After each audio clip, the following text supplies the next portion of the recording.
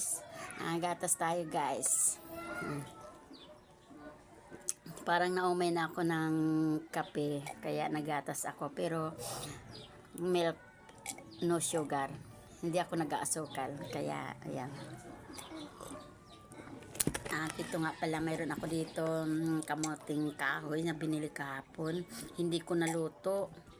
Ayan, inunahan na tuloy ako ng kaibigan kong mabait. Ayan, tapos ayan, may kamuting bagin din ako. Ilalaga ko mamaya. At ito. Ito naman, hindi ko to linuluto. Kinakain ko lang siya ng hilaw. Ayan. Ayan. Ito ngayon yung akin breakfast. Kain tayo. Sarap.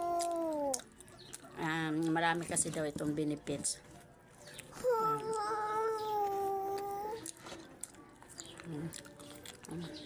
Mas masarap daw kainin yung hilaw kaysa luto.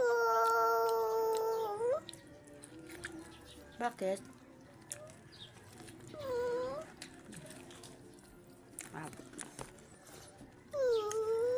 Sarap pa.